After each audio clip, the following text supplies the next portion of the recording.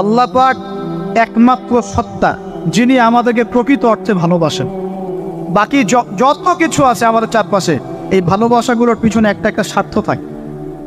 কথা বুঝতে পারছেন না? মনে সন্তানকে অনেক ভালোবাসেন, বুঝলাম, পিতামাতা, কিন্তু এই সন্তান যদি আপনার মনের মতো করে না চলে, একসময় কিন্তু আপনিও সন্তানের উপর রুষ্ট হবেন না? স্ত্রীর জন্য এত কিছু করছেন, দেখবেন কোনো একদিন আপনি করতে পারলেন না, দেখবেন সেদিনই আপনাকে একদম ধুয়ে রেখে দিলেন। এমন হয় কি না? তা আমাদের ভালোবাসাগুলোর পিছনে কোনো স্বার্থ থাকে কি না? আর এই যে জেনা চলছে, এই জেনার মধ্যে মূল স্বার্থটা কি? যৌনতা। মূল স্বার্থ কি? ছেলেও চায় মেয়েকে ভোগ করতে, মেয়েও চায় ছেলেকে ভোগ, এবং বলে না না এটা পবিত্র ভালোবাসা, আমরা বিয়ে করার জন্যই জেনা করেছি না, তাই না? বলে না, আমরা তো বিয়ে করবো, সমস্যা কি? ফ্রি মিক্সিং করলে কি সমস্যা? তাহলে বিয়ে যদি করবা তাহলে মেলামেশা বিয়ের পরেই করো, ব্যাস, নিঃস্বার্থ প্রমাণ হবে। বিয়ে যদি করার উদ্দেশ্য থাকে তাহলে বিয়ের আগে আর দেখা সাক্ষাৎ করো না, কথাবার্তা বলো না, একবার বিয়ে করো তারপরে করো, তখন দেখবেন না না এটাতে রাজি না। তার মানে স্বার্থ এখানে আছে। তাহলে নিঃস্বার্থভাবে কি আমাদেরকে ভালোবাসে? অতএব প্রিয় ভাইয়েরা এবং বোনেরা যারা শুনছেন লেকচার, নিঃস্বার্থভাবে যে সত্তা আমাদেরকে ভালোবাসেন, সেই সত্তাকে ভালোবাসতে শিখুন। আল্লাহ পাক তৌফিক দান। এখন আল্লাহ পাক আমাদেরকে কিছু কিছু ক্ষেত্রে ভালোবাসতে বলেছেন, যেমন আল্লাহ পাক তার দিনকে ভালোবাসতে বলেছেন, আল্লাহ পাক তার নবীকে ভালোবাসতে বলেছেন, আল্লাহ পাক আমাদের পিতামাতাকে ভালোবাসতে বলেছেন, আল্লাহ পাক আত্মীয়তার সম্পর্ক রক্ষা করতে বলেছেন, আল্লাহ পাক রক্তের সম্পর্ক বজায় রাখতে বলেছেন, আল্লাহ পাক স্ত্রী সন্তানকেও ভালোবাসতে বলেছেন। আল্লাহ পাক কিন্তু তার রাস্তায় জানমাল ব্যয় করে আল্লাহর পথে দাওয়াত এবং জিহাদ করতে বলেছেন।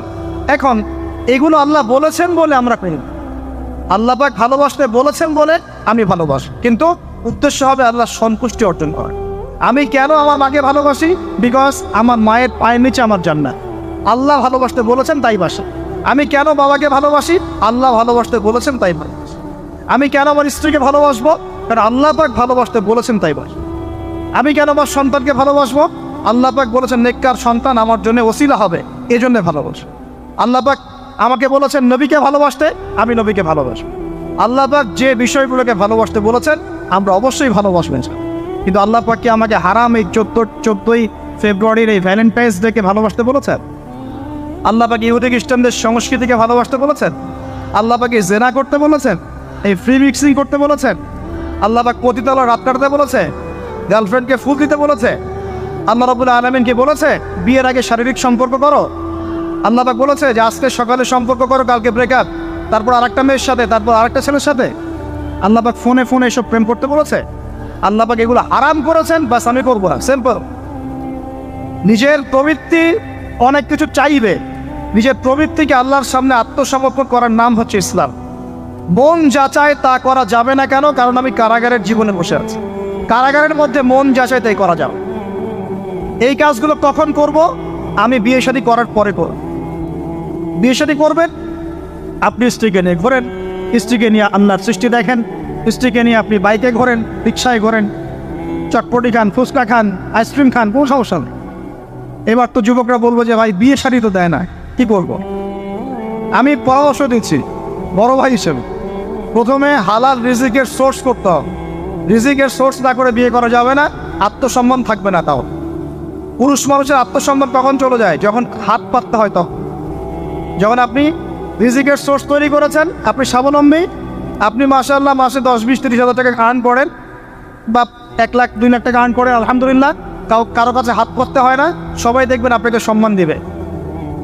যখন আপনার অন্যের কাছে হাত পাততে হবে তখন দেখবেন স্ত্রীও সম্মান করছে না। তো এই জন্য ডিগনিটি আগে, ডিগনিটি ফার্স্ট। আপনার ডিগনিটি অর্জন করতে হলে একটা হালাল উপার্জনের সোর্স লাগবে, এক। তারপরে পিতামাতাকে বোঝানোর চেষ্টা করবে। যদি কাউকে পছন্দ করেও থাকেন, না দেখেই বা শুনে যে হ্যাঁ ওখানে একজন নিন্দার মেয়ে ইত্যাদি, তাহলে পারিবারিকভাবে বিয়ের প্রস্তাব পাঠাবেন, নিজে পণ্ডিতি করতে যাবেন, পারিবারিকভাবে পাঠাবেন।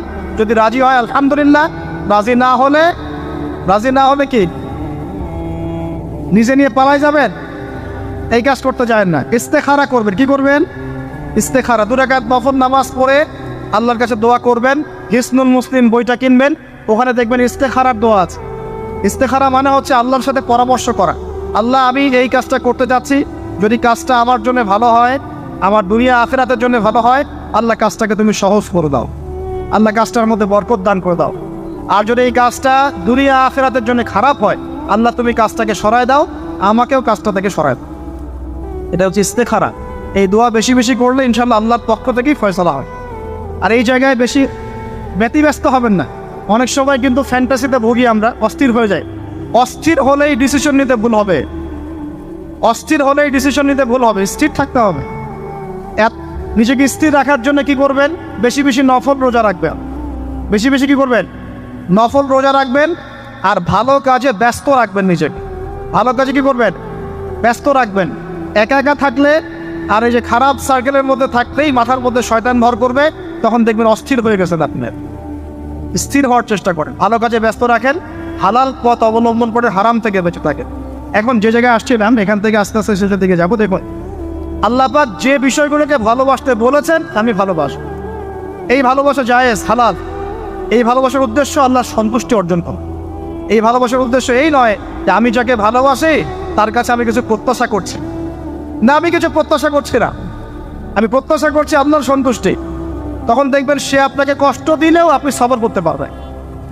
কেন সবর করতে পারবেন? কারণ আপনি তো আল্লাহর সন্তুষ্টির জন্য তাকে ভালোবাসছেন, আপনার তো কোনো স্বার্থ নাই। এখন আপনি দেখবেন রিল্যাক্স থাকতে পারবেন, সম্পর্ক টিকেও থাকবে এবং আপনি ক্ষমা করতে পারবেন মানুষকে। যখন নিজের চাওয়াটাকে আপনি ইনফোর্স করতে চাইবেন, তখন কিন্তু আপনি এই সম্পর্ক নষ্ট করে ফেলতে পারেন, কারণ আপনি হক পাচ্ছেন না। সামনে আসেন। এবার আমরা কি ওয়াদা করতে পারি যুবক ভাইরা, ইনশাআল্লাহ তাআলা আমরা হারাম পথে যাব না, হালাল পথে থাকবো।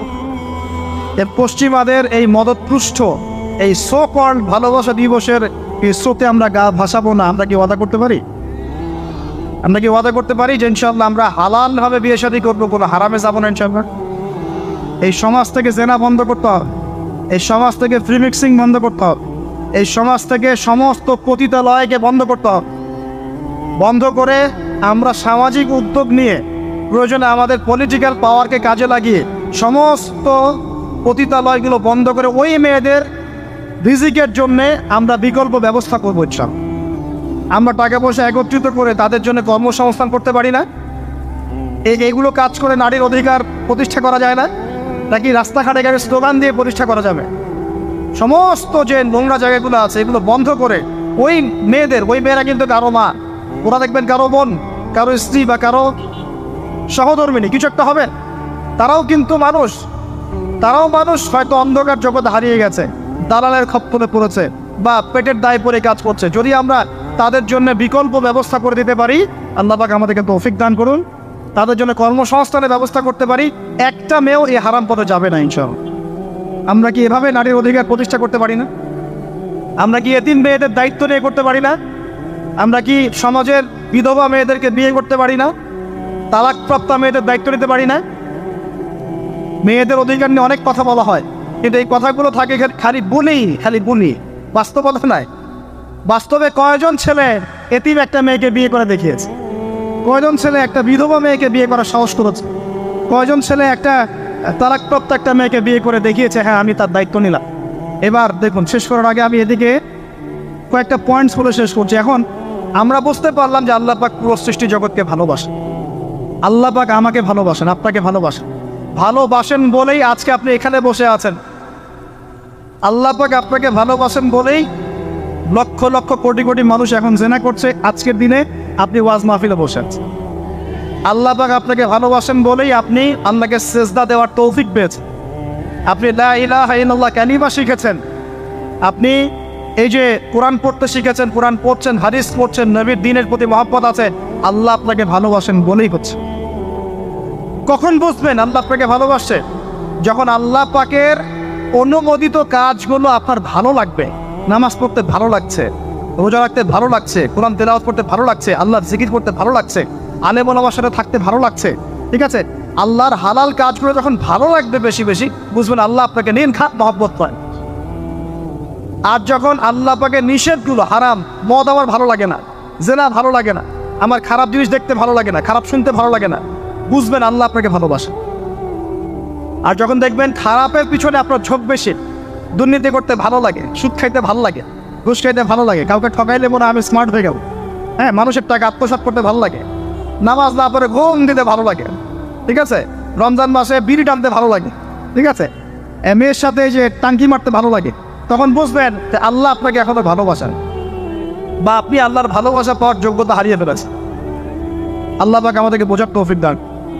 এখন আসি, আল্লাহ পাক এবং তার রাসূল আমাদেরকে এমন কি কি কাজ বলেছেন যেই কাজগুলো করলে আমরা সরাসরি আল্লাহর ভালোবাসা পাবো, ঠিক নাই? আমি অল্প কয়েকটা কাজ বলে শেষ করছি। এক নাম্বার আল্লাহ এবং তার রাসূল আমাদেরকে জানিয়েছেন আমরা যদি তাওহীদের উপর থাকতে পারি, একত্ববাদ, লা ইলাহা ইল্লাল্লাহ, আল্লাহর ভালোবাসা পাবো ইনশাআল্লাহ। যে ব্যক্তি শিরকের পাপে লিপ্ত আছে সে আল্লাহর ভালোবাসা পাবে না যতক্ষণ না সে তওবা করে ফিরে আসছে। অতএব আল্লাহর ভালোবাসা পাওয়ার জন্য এক নাম্বার কাজ কি ভাই?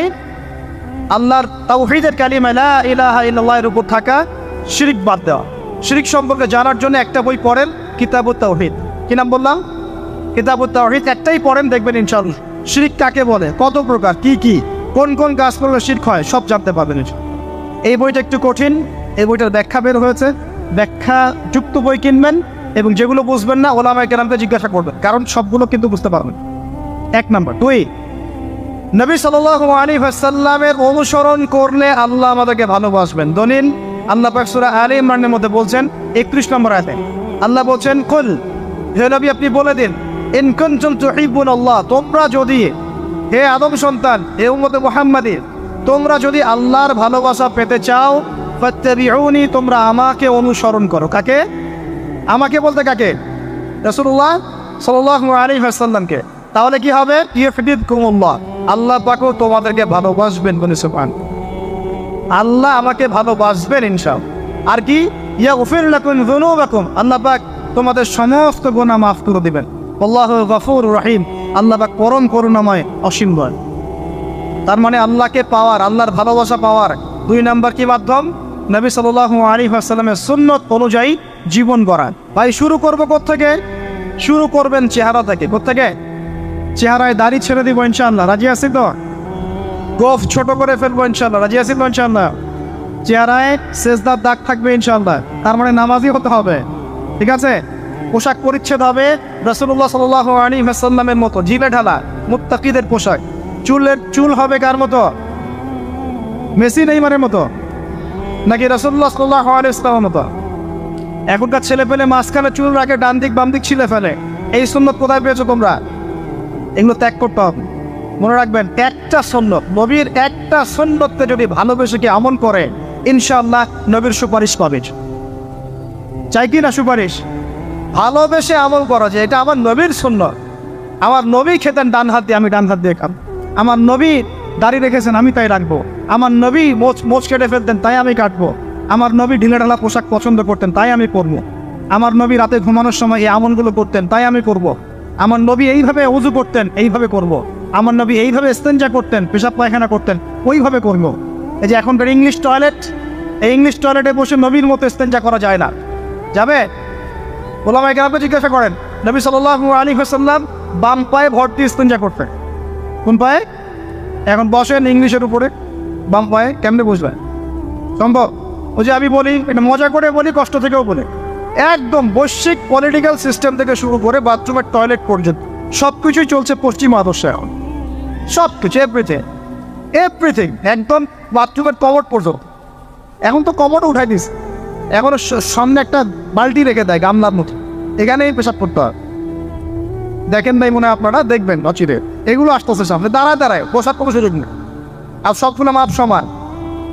কারো হাইট যদি 6 ফুট, কারো 5 ফুট হয়, তখন কি হবে? অ্যাডজাস্ট করতে হবে ধরে তখন, নাকি? যুবকরা বুঝতে পারছে, তখন কাউকে লম্বা হতে হবে, কাউকে খাটো হতে হবে। মাপ তো সমান, আর সবার মাপ যদি সমান না হয় এমন কি হবে? হ্যাঁ, আল্লাহ পাক বোঝার তৌফিক দেন। এগুলো শয়তানি না বলেন। বসে ইস্তেঞ্জা করতে হয় না? বসে ইস্তেঞ্জা না খেয়ে পেশাবের ছিটা ফোটার কারণে কবরে আযাব হয় না? আপনারা হাদিসে জানেন না? নবীজি একটা কবরের পাশ দিয়ে যাচ্ছেন, তিনি থেমে গেলেন, থেমে গিয়ে বলছেন এই কবর দুটোতে আযাব হচ্ছে। কি হচ্ছে? কবরের আযাব। তিনি জানলেন কেমন করে? আল্লাহ পাক তাকে জানিয়েছে, আল্লাহ পাক তাকে খবর দিয়েছেন এই কবর দুটো কি হচ্ছে? আযাব। নবীজি বলছেন এই কবর দুটোতে বড় কোনো পাপের কারণে আযাব হচ্ছে না। সাহাবীরা বলছেন তাহলে কি কারণে হচ্ছে ইয়া রাসূলুল্লাহ? তিনি বলছেন একজন পেশাব পায়খানা করে, স্পেশালি পেশাব করে এই ছিটা ফোটা থেকে সে সতর্ক থাকতো না। পেশাব করে ওই যে বলেন আমাদের ছেলেরা, প্যান্ট খারাপ ভাই, নামাজে যেতে পারবো না, নামাজে ডাকলে বলে ভাই প্যান্ট নষ্ট। তোমরা ভালো করে হাদিসে শোনো, এই ব্যক্তি বড় কোনো পাপ করে নাই, সে পেশাব করার পরে পবিত্র হতো না, মানে এর ছিটা ফোটা থেকে সাবধান থাকতো না, এই কারণে কবরে আযাব দেওয়া হচ্ছে, বলেন নাউজুবিল্লাহ। অন্য হাদিসে নবীজি বলছেন বেশিরভাগ কবরের শাস্তি পেশাবের ছিটা ফোটার কারণে হয়। আস্তাগফিরুল্লাহ, বলেন নাউজুবিল্লাহ। এই টয়লেটগুলোর মধ্যে পেশাবের ছিটা ফোটা লাগে না, নাপাকি লাগে না, এগুলো শয়তানি না বলেন। আরেকটা হচ্ছে আরেকটা কবর, সেই কবরে তিনি বলছেন এই কবরে আযাব দেওয়া হচ্ছে এই ব্যক্তি চগলখড়ি করতো। কি করতো? চগলখড়ি, মানে একজনের কথা আরেকজনকে লাগাইতো, আরেকজনের কথা আরেকজনকে লাগাই। এই কাজ করে না এখন সমাজের মানুষ? এই কাজ কিছু ফেসবুক আর ইউটিউবারও করো তোমরা।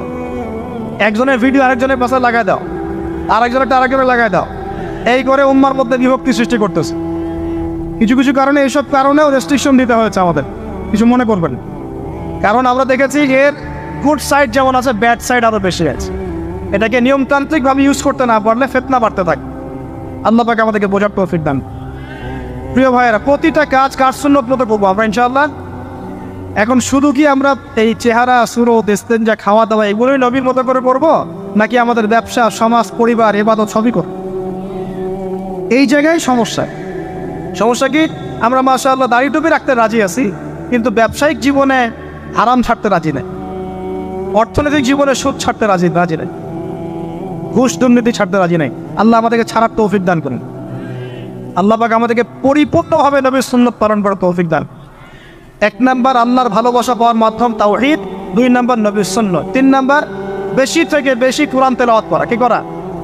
আমার সাথে বলেন, বেশি বেশি কি করা? কোরআন তেলাওয়াত করা। কেন? কারণ কোরআন হচ্ছে আল্লাহর কালাম। কোরআন কার কালাম? কোরআনের মধ্য দিয়ে আপনি আল্লাহর সাথে কথা বলতে পারবেন। বলেন সুবহানাল্লাহ। এভাবে যখন কোরআন পড়বেন বুঝে বুঝে, আপনি আল্লাহর সাথে সরাসরি কথা বলবেন ইনশাআল্লাহ। এই কোরআনের মধ্য দিয়ে আল্লাহর ভালোবাসা পাওয়া যাবে ইনশাআল্লাহ। সর্বশ্রেষ্ঠ নফল আমলের মধ্যে একটা হচ্ছে কি? আল কোরআন তেলাওয়াত করা। আল্লাহ পাক আমাদেরকে তেলাওয়াত করার তৌফিক দান করুন। 3টা বললাম। 4 নাম্বার বেশি থেকে বেশি আল্লাহর জিকির করা। কি করা ভাই? চলতে ফিরতে উঠতে বসতে অলওয়েজ সুবহানাল্লাহ, আলহামদুলিল্লাহ, লা ইলাহা ইল্লাল্লাহ, আল্লাহু আকবার, লা হাওলা ওয়ালা কুওয়াতা ইল্লা বিল্লাহ, এগুলো চলতে থাকবে। ঠিক আছে ইনশাআল্লাহ? চলতে ফিরতে পড়বেন আল্লাহুম্মা সাল্লি আলা মুহাম্মদ, আল্লাহুম্মা বারিক আলা মুহাম্মদ। ঠিক আছে? হাসবি আল্লাহু ওয়া নি'মাল ওয়াকিল, রাদিতু বিল্লাহি রাব্বান ওয়া বিল ইসলামি দীনান ওয়া বি মুহাম্মাদিন নাবিয়্যা। যত জিকির আজকার আছে চলতে ফিরতে অলওয়েজ পড়তে থাকবে। লা ইলাহা ইল্লাল্লাহ ওয়াহদাহু লা শারীকা লাহু, লাহুল মুলক ওয়া লাহুল হামদ ওয়া হুয়া আলা কুল্লি শাইইন কাদির। আস্তাগফিরুল্লাহাল্লাযী লা ইলাহা ইল্লা হুয়াল হাইয়ুল কাইয়ুম ওয়া আতুবু ইলাইহি, লা হাওলা ওয়া লা কুওয়াতা ইল্লা বিল্লাহ। এগুলো পড়তে থাকবে। যে যত বেশি আল্লাহ জিকির করবে তার কলবে আল্লাহ তত বেশি নূর দিবেন ইনশাআল্লাহ। আর যার কলবে যত বেশি নূর, সে তত বেশি আল্লাহর ভালোবাসা, মহব্বত পাবে ইনশাআল্লাহ। কয়টা বলছি ভাই? 4টা। 1 নাম্বার কিছু তাওহীদ, 2 নাম্বার নবীর সুন্নাত, 3 নাম্বার বলেন কোরআন তেলাওয়াত করা, 4 নাম্বার বেশি বেশি আল্লাহর জিকির করা, 5 নাম্বার স্পেশালি 5 নাম্বার বেশি বেশি আল্লাহর কাছে তওবা করা। কি করা? যে আল্লাহর কাছে তওবা করে আল্লাহ তাকে মহব্বত করেন। আল্লাহ যে আল্লাহর কাছে তওবা করে আল্লাহ তাকে মহব্বত করেন। আমাদের নবীজি প্রত্যেক দিন 70 থেকে 100 বার আল্লাহর কাছে তওবা করতেন। বলেন সুবহানাল্লাহ। পারা যাবে তো ইনশাআল্লাহ? 6 নম্বরটা হচ্ছে বেশি বেশি নামাজ আদায় করা। কি করা? আল্লাহকে পাওয়ার জন্য শ্রেষ্ঠ মাধ্যম হচ্ছে সেজদা করা। কি করা?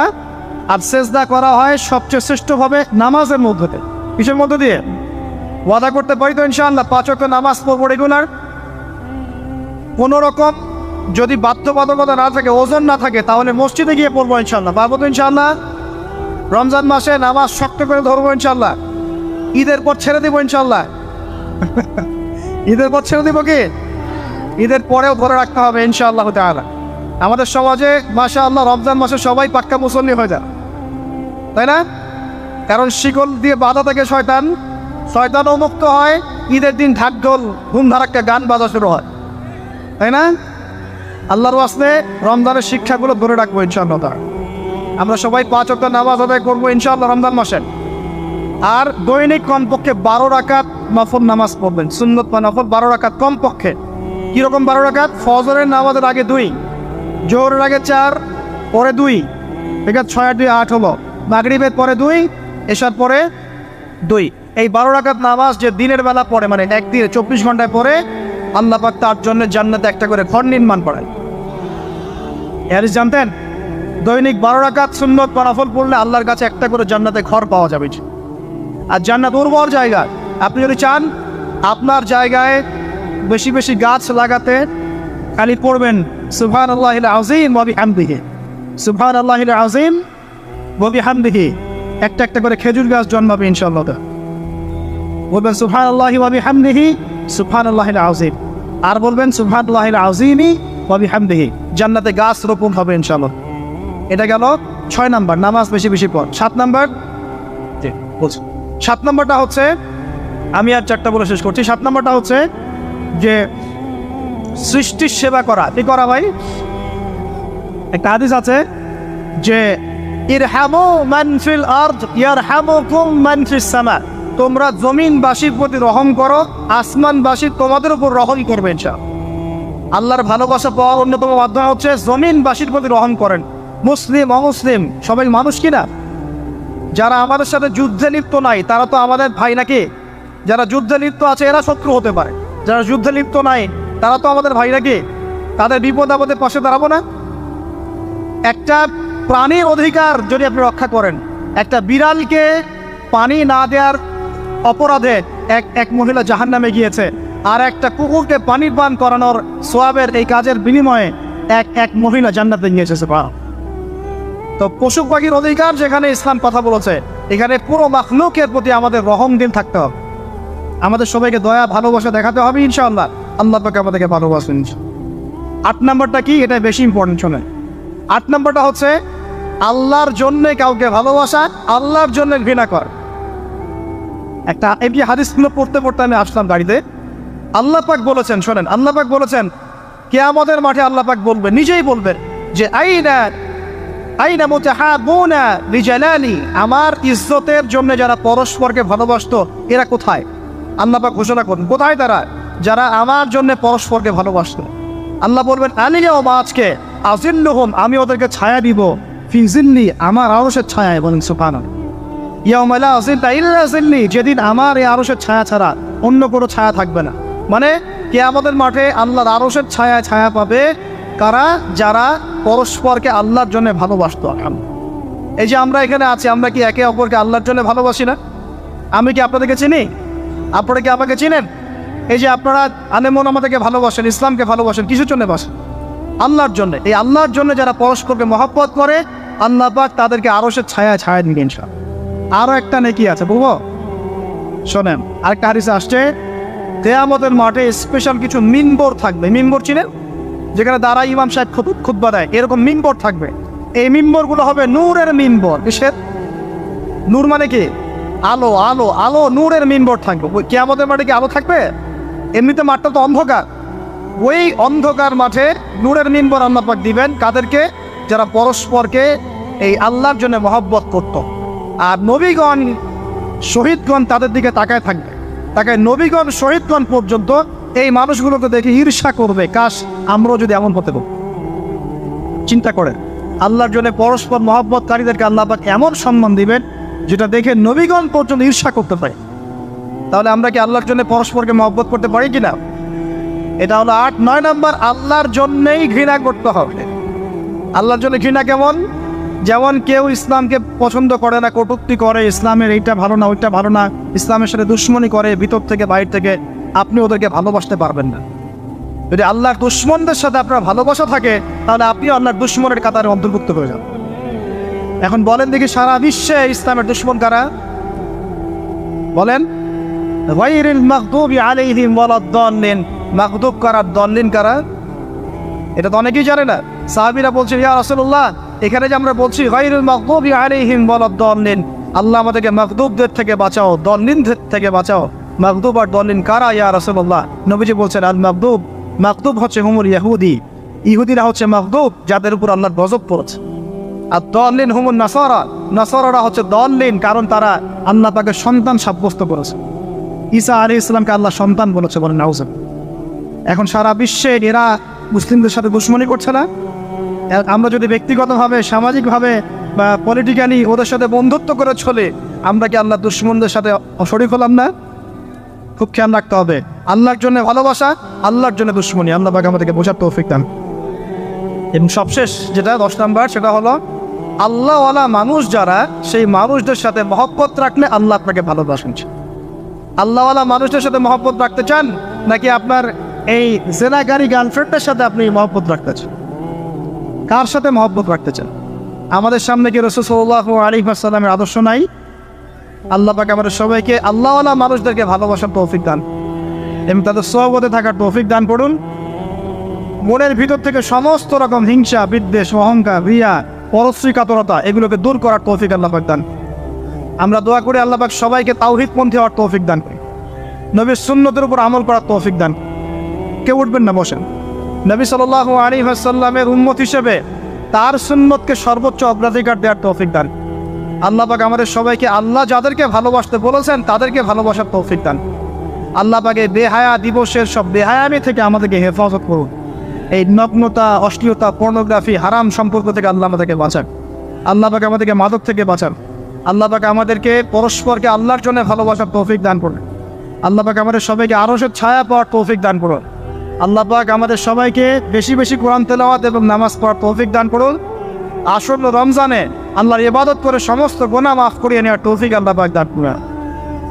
দোয়া হবে ইনশাআল্লাহ। আপনারা বসেন। বসার আগে একটা কাজ করবেন, এই মাহফিলের জন্য অনেক টাকা পয়সা খরচ হয়েছে, আপনাদের হালাল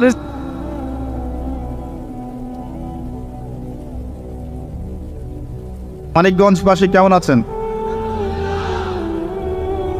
আলহামদুলিল্লাহ, আলহামদুলিল্লাহ। আপনাদের ভালোবাসায় আজকে আমি মুগ্ধ, আলহামদুলিল্লাহ। এই জন্য আপনাদের সকলের প্রতি আমার পক্ষ থেকে আন্তরিক মোবারকবাদ।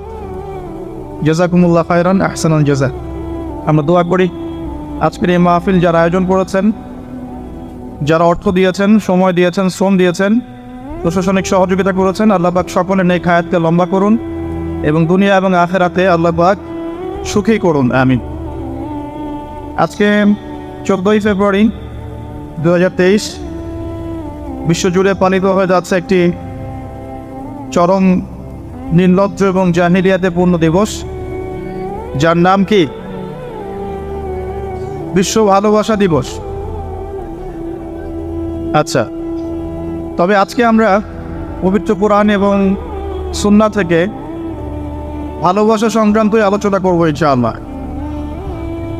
চলবে তো ইনশাআল্লাহ? সমকালীন প্রেক্ষাপটের সাথে ভালোবাসার বিষয়টা আমি পবিত্র কোরআন এবং সুন্নাহ থেকে আমার ক্ষুদ্র জ্ঞানে উপস্থাপন করার চেষ্টা করছি ইনশাআল্লাহ তাআলা। ওয়া মা তাওফীকি ইল্লা বিল্লাহ, আলাইহি তাওয়াক্কালতু ওয়া ইলাইহি উনীব। আমরা আলোচনা শুরু করতে চাই পবিত্র কোরআনুল কারীমের সূরা নাহল এর 89 নম্বর আয়াত থেকে। আল্লাহ রাব্বুল আলামিন উক্ত আয়াতে বলছেন, বা'দা আউযু বিল্লাহি মিনাশ শাইতানির রাজীম, বিসমিল্লাহির রহমানির রহিম। মহান আল্লাহ বলেন, ওয়া নাযালনা আলাইকাল কিতাবা তিবয়ানান লিকুল্লি শাই ওয়া হুদা ওয়া রাহমাতান ওয়া বুশরা লিল মুসলিমিন। আল্লাহ রাব্বুল আলামিন বলছেন, হে নবী মুহাম্মদ সাল্লাল্লাহু আলাইহি ওয়াসাল্লাম, আমি তোমার প্রতি এমন একটা কিতাব নাজিল করেছি যে কিতাবটা হচ্ছে তিবয়ানান লিকুল্লি শাই, প্রত্যেকটা বিষয়ের ব্যাখ্যা, ওয়া হুদান, এবং একই সাথে এই কিতাবটা হচ্ছে হেদায়াত, ওয়া রাহমাতান, এবং দয়া, অনুগ্রহ, ওয়া বুশরা লিল মুসলিমিন, এবং মুসলিম জাতির জন্য এই কিতাবটা হচ্ছে বুশরা বা সুসংবাদ। আল্লাহ পাক আল কোরআনুল কারীমকে এখানে বলছেন যে, হে নবী, আমি আপনার প্রতি এমন একটা কিতাব নাজিল করেছি, অর্থাৎ আল কোরআন, যেই কোরআন হচ্ছে প্রতিটা বিষয়ের ব্যাখ্যা। বলি সুবহানাল্লাহ।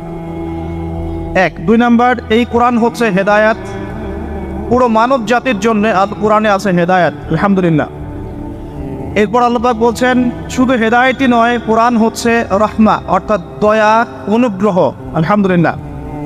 এবং বুশরা লিল মুসলিমিন, যারা মুসলিম হবে, অর্থাৎ কোরআন সুন্নাহর সামনে আত্মসমর্পণ করবে, নিজের ইচ্ছাকে সমর্পণ করবে, তাদের জন্য কোরআন হচ্ছে বুশরা বা সুসংবাদ, আলহামদুলিল্লাহ। এই আয়াতের মধ্যে আমরা একটা বিষয় লক্ষ্য করি, আল্লাহ পাক বলতে চাচ্ছেন যে আল্লাহ রাব্বুল আলামিন কুরআনুল কারীমের মধ্যে প্রতিটা বিষয়ই ব্যাখ্যা করেছে। তার মানে আমরা কিভাবে ইবাদত করব কোরআনে বলা আছে, আমরা কিভাবে কোরআন তেলাওয়াত করব, তাসবিহ তাহলিল করব, জিকির আজগার করব, কোরআনে বলা আছে। আমরা কিভাবে পরিবার গঠন করব, কোরআনে বলা আছে। আমরা কিভাবে সমাজ চালাবো, অর্থনীতি চালাবো বা পলিটিক্যাল সিস্টেমগুলো ডিল করবো, নিঃসন্দেহে কোরআনে এটা বলা আছে। আমরা মানবো বা মানবো না সেটা ইচ্ছা, ইখতিয়ার আমাদের। এই স্বাধীনতা আল্লাহ আমাদেরকে দিয়েছেন, কিন্তু আল্লাহ পাক বলছেন আল্লাহ রাব্বুল আলামিন আল কোরআনের প্রতিটা বিষয় ব্যাখ্যা করেছেন, বলেন সুবহানাল্লাহ। দ্বিতীয় প্রশ্ন হচ্ছে, এখন কোরআন কি শুধু কোরআন দিয়ে বুঝলেই হবে নাকি হাদিসেরও প্রয়োজন আছে? উত্তর হচ্ছে রাসূলুল্লাহ সাল্লাল্লাহু আলাইহি ওয়াসাল্লামের সুন্নাহ এবং হাদিসগুলোর প্রয়োজন অবশ্যই আছে। দলিল আল্লাহ পাক সূরা হাশর এর 7 নম্বর আয়াতে বলছেন, ওয়ামা আতাকুমুর রাসূলু ফাখুযু। রাসূলুল্লাহ সাল্লাল্লাহু আলাইহি ওয়াসাল্লাম তোমাদেরকে যা যা দিয়েছেন সব গ্রহণ করো। এটা নিয়ে বাকবিতণ্ডা করো না, রাসূল যা যা দিয়েছেন সব নিয়ে নাও, চুপচাপ নিয়ে নাও। ওয়ামা নাহাকুম আনহু ফানতাহু। রাসূলুল্লাহ সাল্লাল্লাহু আলাইহি ওয়াসাল্লাম যা যা থেকে নিষেধ করেছেন চুপচাপ ছেড়ে দাও। এখন রাসূল যা দিয়েছেন এবং যা থেকে নিষেধ করেছেন এটা আমরা পাচ্ছি হাদিসের মধ্যে। কোথায়? হাদিসে, অর্থাৎ কোরআন এবং হাদিসকে মিলেই হলো ইসলাম। আর এই ইসলামকে আল্লাহ পাক বলছেন আল্লাহর কাছে একমাত্র গ্রহণযোগ্য দিন বা কমপ্লিট কোড অফ লাইফ, জীবন ব্যবস্থা। আল্লাহ পাক আরও বলছেন এই ইসলাম ছাড়া অন্য কোনো দিন আল্লাহর কাছে গ্রহণযোগ্য নয়। কেউ যদি ইসলাম ছাড়া অন্য কোনো দিন তালাশ করে কোশ্চিনকালেও তার কাছে কোনো আমল কবুল করা হবে না। আল্লাহ পাক এটাও বলছেন সূরা মাঈদার 3 নম্বর আয়াতে গিয়ে যে কোরআন এবং সুন্নাহ কেন্দ্রিক এই ইসলাম হচ্ছে একটা পরিপূর্ণ দিন, যেখানে সংযোজন বা বিয়োজনের কোনো সুযোগ নাই। এখন আল্লাহ পাকের কথা যদি সত্য হয়, তাহলে আমরা যে বিশ্বে বসবাস করছি এই বিশ্বেরও প্রতিটা বিষয়কে কোরআন সুন্নাহ দিয়ে ব্যাখ্যা করা যাবে কিনা? এই বিশ্বে আমরা দেখছি জালেমদের উত্থান, মজলুমদের আর্তনাদ, এটা কোরআন সুন্নাহ আছে কিনা? তাহলে এই বিশ্বে আমরা দেখছি আল্লাহ রাব্বুল আলামিনের যে বিধান, লা ইলাহা ইল্লাল্লাহ এর যে ভিতরের একটা অর্থ যে আল্লাহ পাকের বিধান ছাড়া কোনো বিধান চলবে না, অথচ আমরা বিশ্বে দেখছি যে আল্লাহর বিধানকে পাশ কাটিয়ে মানুষের রচিত বিধান দিয়ে বিশ্ব চালাচ্ছে। এই সমস্যার সমাধান কোরআনে আছে কি নাই? আমরা এখনকার বিশ্বে যে দেখছি আল্লাহ পাকের হালাল অর্থনীতি বাদ দিয়ে আমরা সুদভিত্তিক অর্থনৈতিক সিস্টেম গ্রহণ করেছি, এর সমাধান কোরআন এবং সুন্নাহে আছে কি নাই? আমরা এখনকার সমাজে দেখছি যে মুসলিমদের মধ্যে বিভক্তি দেখা দিচ্ছে, যদিও বা তাদের ঐক্যবদ্ধ থাকা উচিত, ভালোবাসার ঘাটতি দেখা যাচ্ছে। তাহলে এই সমস্যার সমাধান কোরআন সুন্নাহে আছে কি নাই? আমরা এখন দেখছি চলমান বিশ্বে কিয়ামতের আলামতগুলো একটা একটা করে আবির্ভূত হচ্ছে। যত দিন যাচ্ছে সমাজের মধ্যে ফিতনা ফাসাদ বাড়ছে। তাহলে এই সমস্যাগুলোর সমাধান কোরআন সুন্নাহে আছে কি নাই?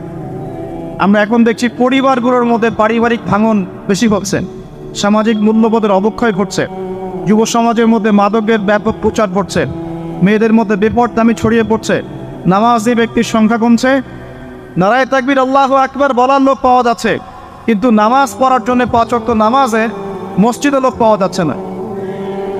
আমরা দেখছি কোরআন পুড়িয়ে দিলে মানুষের আত্মসম্মানে লাগছে ঠিকই, কিন্তু সেই কোরআন তার বাসায় পড়ে আছে, তেলাওয়াত করার ফুরসত মিলছে না।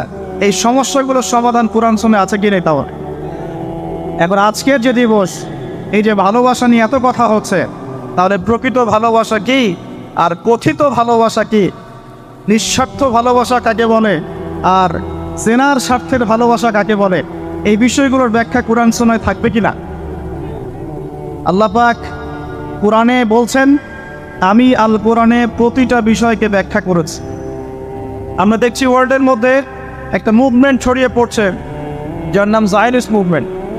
এই মুভমেন্টের ব্যাখ্যা কোরআন সুন্নাহে থাকবে কিনা? তাহলে আমরা দেখছি মুসলিম বিশ্বের মধ্যে প্রায় প্রতিটা মুসলিম কান্ট্রিতেই মুসলিমরা আজকে নির্যাতিত। তাহলে এর সমাধান কি কোরআন সুন্নাহে আছে কি নাই?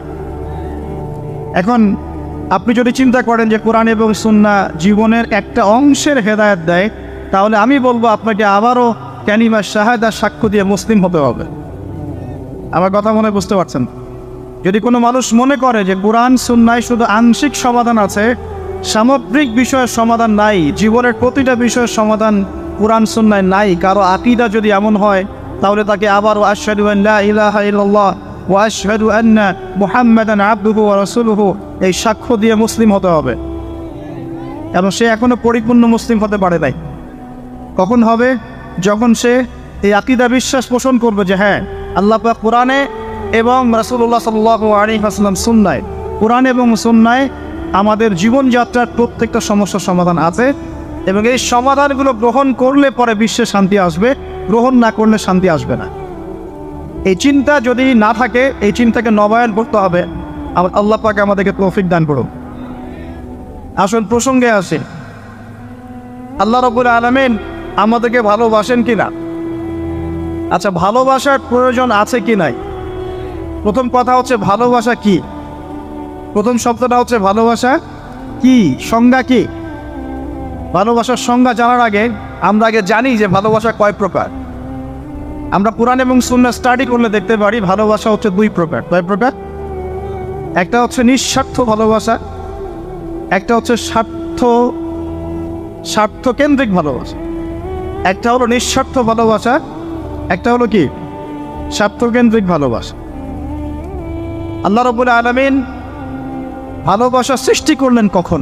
আগে সেখানে আসে। আল্লাহ রাব্বুল আলামিন শুরুতে একা ছিলেন। কয়জন ছিলেন? তাহলে কি এখন তিনি দুইজন? আল্লাহ রাব্বুল আলামিন ছিলেন একা। মনে রাখবেন, কোনো সৃষ্টি একা থাকতে পারে না। আল্লাহ রাব্বুল আলামিন স্রষ্টা, তিনি একা থাকতে পারেন। চিরকুমার সংঘে নাম লেখানো বন্ধ করতে হবে। চিরকুমার সংঘে নাম লেখানো কি করতে হবে? বন্ধ করতে হবে। এখন এই সিলসিলা চলছে দেখে, একা একাই মেয়েরা জীবনযাপন করতে চায়, কোনো কোনো ক্ষেত্রে একা একা ছেলেরা জীবনযাপন করতে চায়। তো এই একাকী মানুষ থাকতে পারে। সৃষ্টির পক্ষে একা থাকা সম্ভব নয়, স্রষ্টার পক্ষে সম্ভব। আল্লাহ রাব্বুল আলামিন একা ছিলেন, আজও একা।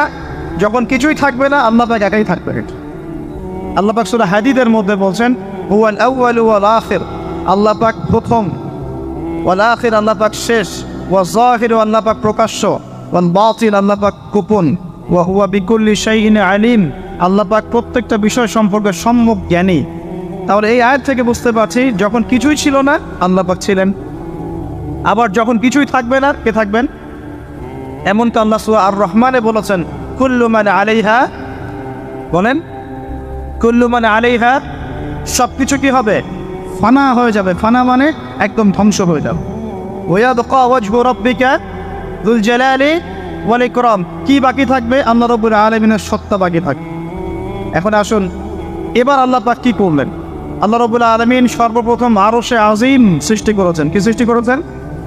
আরশে আজিম। এবং আরশটা ছিল পানির উপরে। সূরা হুদের মধ্যে আল্লাহ বলেছেন কানা আরশুহু আলাল মা, আল্লাহ পাকের আরশটা ছিল পানির উপরে। এখন কোথায় আছে তাহলে? এখনো পানির উপরেই আছে। কোথায় আছে? আচ্ছা, কুরসি এবং আরশের মাঝখানে একটা মহাসাগর আছে। কি আছে? এই মহাসাগরের গভীরতা হচ্ছে 500 বছরের পথ। কত বছর? আমরা এখন বিশ্বাস করব না, কারণ নাসা এখন আবিষ্কার করে নাই, তাই না ভাই? নাসার নাম তো শুনেছেন। নাসা এখনকার বিশ্বের খোদা হয়ে গেছে, নাউজুবিল্লাহ। ও যা বলে মানুষ তাই বিশ্বাস করে। ও যদি বলে মঙ্গল গ্রহে পানি আছে, বিশ্ববাসী বলবে হ্যাঁ পানি আছে। ও যদি বলে মঙ্গল গ্রহে পানি নাই, বিশ্ববাসী বলবে হ্যাঁ মঙ্গল গ্রহে কোনো পানি নাই। ও যদি বলে যে অনেক দূরের কোনো গ্রহের মধ্যে এলিয়েন আছে, বিশ্ববাসী বলবে হ্যাঁ এলিয়েন আছে, এলিয়েন আছে। কিন্তু আল্লাহ পাক যদি বলেন যে আল্লাহ পাক মহাবিশ্বের মধ্যে মালাইকা সৃষ্টি করেছেন, বিশ্ববাসী বিশ্বাস করে না যে ফেরেশতা বলে কিছু আছে। আমি কি বুঝাতে পারছি? এটা হচ্ছে শিক্ষা কেন্দ্রিক শিরক। শিক্ষা এবং জ্ঞান কেন্দ্রিক শিরকের মধ্যে আমরা লিপ্ত হয়েছে এখন। বিজ্ঞানকে কোনো কোনো ক্ষেত্রে আমরা ইলাহের আসনে বসিয়েছি। বিজ্ঞান যা বলে তাই চোখ বন্ধ করে বিশ্বাস করে, আর বিজ্ঞান যা বলে না মানুষ বিশ্বাস করে না।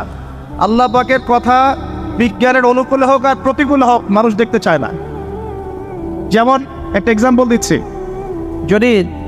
যদি এখনই সায়েন্স বলে যে আগামী 10 বছরের মধ্যে বিশ্বে বিভিন্ন জায়গায় বড় বড় সিরিজ ভূমিকম্প হতে পারে, 99% মানুষ বিশ্বাস করা শুরু করবে না। কিন্তু নবী সাল্লাল্লাহু আলাইহি ওয়াসাল্লাম বলছেন বাইনা ইয়াদাই সাআ, কিয়ামতের আগে আগে আসবে মুতানুন শাদীদ, মহামারী। কিয়ামতের আগে কি আসবে? মহামারী। মুতানুন শাদীদ মানে বড় মহামারী, লম্বা বড় মহামারী, কঠিন মহামারী, শাদীদ। ওয়া বা'দাহু, এবং মহামারীর পরে আসবে সানাওয়াতুজ জালাজিল, ভূমিকম্পের বছরগুলো। ভূমিকম্পের বছর নয়, ভূমিকম্পের বছরগুলো। মানুষ বিশ্বাস করবে না, মানুষ 80% মানুষই বিশ্বাস করবে না, খালি মুসলিমরা বিশ্বাস করতে পারে, অন্যরা বিশ্বাস করবে না। কিন্তু সায়েন্স যদি বলে আগামী 10, 20, 30 বছরের মধ্যে বিশ্বজুড়ে ভূমিকম্পের সিরিজ হবে, মানুষ বিশ্বাস করবে। তার মানে আমরা আমাদের বিশ্বাসের ক্ষেত্রে একটা শিরক করছি, শিক্ষা এবং জ্ঞানতাত্ত্বিক ক্ষেত্রে আমরা একটা শিরক করছি।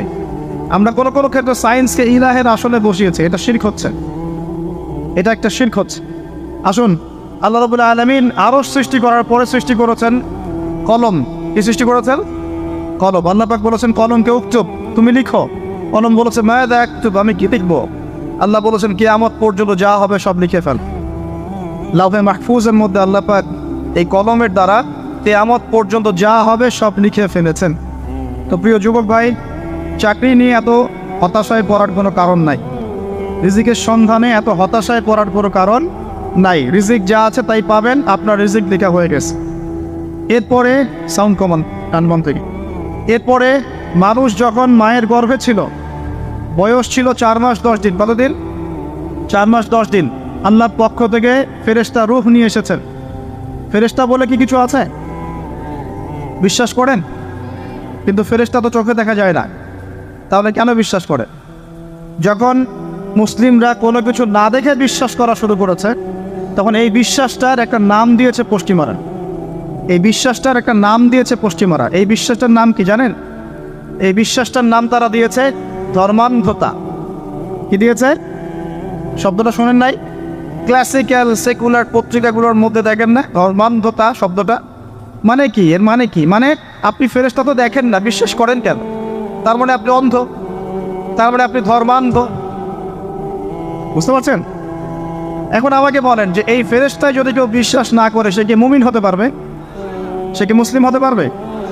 ইমানের যে 6টা পিলার, আল্লাহ বিশ্বাস, ফেরেশতা মণ্ডলীতে বিশ্বাস, আসমানি কিতাবে বিশ্বাস, নবী রাসূলগণে বিশ্বাস, পরকালের জীবনে বিশ্বাস, আর ভাগ্যে বিশ্বাস, এই 6টার কোনোটাই কি দেখা যায়, ছোঁয়া যায়, উপলব্ধি করা যায়? কঠিন তরল বায়বীয় পরীক্ষা করা যায়, বা ল্যাবরেটরিতে গবেষণা করে পরীক্ষা করা যায়? তো যেহেতু আমরা এগুলো না দেখেই বিশ্বাস করি, এই কারণে পশ্চিমারা আমাদেরকে বলে তারা ধর্মান্ধ। এখন উত্তর কী হবে আপনার? উত্তর হচ্ছে এই যে আল্লাহ পাক আমাকে যে জ্ঞান দিয়েছেন, আল্লাহ পাক আমাকে যে লিমিটেড জ্ঞান দিয়েছেন, এই জ্ঞান দিয়ে আমি আগামীকাল কি হবে সেটা বলতে পারি না। বলতে পারি? যে মানুষের জ্ঞান এতই ক্ষুদ্র যে আগামীকাল তার সাথে কি হবে সে বলতে পারে না, সেই মানুষের পক্ষে কি এই অদৃশ্যের জগৎ সম্পর্কে এত গভীর জ্ঞান লাভ করা সম্ভব? মানুষের জ্ঞান কি অসীম, না আল্লাহ পাকের জ্ঞান অসীম? এখন সেই অসীম সত্তার পক্ষ থেকে যখন কোনো ওহী আসে, কোনো তথ্য সংবাদ আসে, তাহলে আমি কি সেই জ্ঞানকে পেনিট্রেট করতে পারবো? বরং আমার উচিত হবে সেই তথ্যকে বিশ্বাস করা এবং তার সামনে আত্মসমর্পণ করা। তাহলে আমি ধর্মান্ধ হয়ে সবচেয়ে স্মার্ট মানুষ হয়েছি। যারা আল্লাহ পাকের ওহীতে বিশ্বাস করে সে হচ্ছে সবচেয়ে স্মার্ট মানুষ। কারণ আল্লাহ পাকের ওহীর সব জ্ঞান তো আমি ভেদ করে যেতে পারবো না, কারণ আমি তো আগামীকাল কী হবে তাই জানি না। আগামীকাল কি হবে তাই যে জানে না, সে কিভাবে পরকালের জীবনকে ব্যাখ্যা করবে? কিয়ামতের মাঠে কে কোথায় দাঁড়াবে, কার হাসর কোথায় হবে, কে জান্নাতে যাবে, কে জাহান্নামে যাবে, আমি কি বলতে পারবো? কার সাথে কোন ফেরেশতা আছে, কার সাথে কি আকৃতির শয়তান আছে, শয়তান তাকে কিভাবে ওয়াসওয়াসা দেয়, কবরে কি আযাব হয়, আত্মা কাকে বলে, স্বপ্নে মানুষ কেন দেখে হাসে কাঁদে, স্বপ্ন কিভাবে সত্যি হয়, এরকম অনেক প্রশ্ন আছে গায়েবের। এগুলোকে আমরা ব্যাখ্যা করতে পারবো? অতএব গায়েবে বিশ্বাস না করলে কেউ মুমিন হতে পারেন। আর আল্লাহ রাব্বুল আলামিন এই গায়েবের খবর জানেন। এই গায়েবের খবর থেকে আল্লাহ আমাদেরকে যতটুকু তথ্য দিয়েছেন এতটুকু আমরা জানি, এর বেশি আমরা জানি? আচ্ছা, মায়ের গর্ভে যখন সন্তান, তখন ফেরেশতা লিখে দিচ্ছেন এক, তার হায়াত কতটুকু হবে, ব্যাস লেখা হয়ে গেছে। লেখা হয়ে গেছে মানে যা হায়াত, যা অপচয় করেছেন তো করেছেনই। এখন সারা জীবন যদি মাথাটা ঠুকরে ঠুকরে কাঁদেন, তাও ওই অপচয়কৃত দিনগুলো ফিরে আসবে না। শিক্ষা নেবেন না এখান থেকে? 30 বছর চলে গেছে মানে 30 বছর আল্লাহর নাফরমানি করেছেন, সারা জীবন মাথা ঠুকরে কাঁদলেও ওই 30 বছর ফিরে আসবে না। আসবে যুবক ভাই?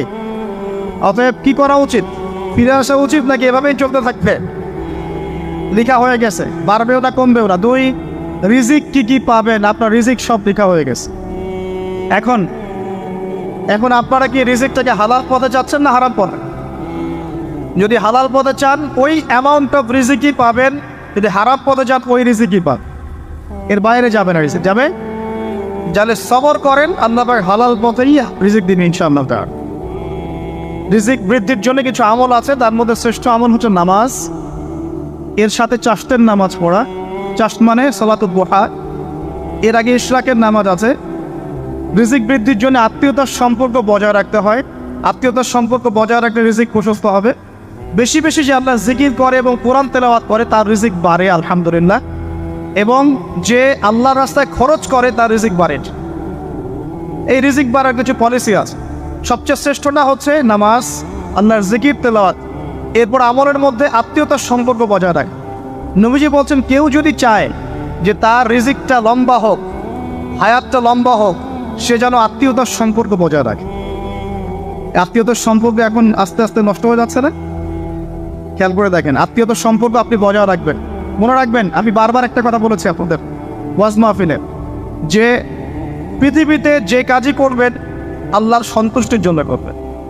আত্মীয়তার সম্পর্ক বজায় রাখবেন আল্লাহর সন্তুষ্টির জন্যে, তাদের কাছে কিছু পাওয়ার আশায় না। যখনই আপনি কারোর কাছে কিছু পাওয়ার আশা করবেন আপনি কষ্ট পাবেন। যখনই কারো কাছে কিছু পাওয়ার আশা করবেন আপনি কষ্ট পাবেন। কারো কাছে এত বেশি পাওয়ার আশা করবেন।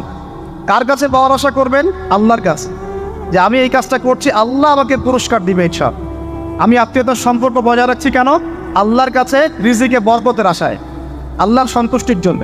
মনে রাখবেন প্রিয় ভাইয়েরা, আমল কবুল হওয়ার শর্ত মোটামুটি 3টা। কয়টা? 1 নাম্বার, আমলগুলো হতে হবে আল্লাহর সন্তুষ্টির জন্য। 1। 2 নাম্বার, আমলটা হতে হবে রাসূলুল্লাহ সাল্লাল্লাহু আলাইহি ওয়াসাল্লামের পদ্ধতিতে, অন্য কারো পদ্ধতিতে নয়। 3 নাম্বার, আমলটা করার জন্যে আপনার রিজিকটা হতে হবে হালাল। হারাম রিজিকের আমল আল্লাহর কাছে কবুল হয় না। আল্লাহ পাক আমাদের সবাইকে হালাল রিজিকের ব্যবস্থা করে দিন এবং রিজিকটাকে প্রশস্ত করুন, আমিন। তো রিজিক লেখা হয়ে গেছে 2। 3 নাম্বার, লেখা হয়ে গেছে এ ব্যক্তি কি কি কাজ করবে দুনিয়ায়, এ ব্যক্তি দুনিয়ায় কি কি কাজ করবে সব লেখা হয়ে গেছে। এখন যদি একটা চোর বলে যে আল্লাহ পাক আমার তাকদিরে লিখেছিলেন যে আমি চুরি করব, তাই আমি চুরি করেছি। এখন যদি একজন ধর্ষক বলে আল্লাহ আমার তাকদিরে লিখেছিল যে আমি ধর্ষণ করব, তাই ধর্ষণ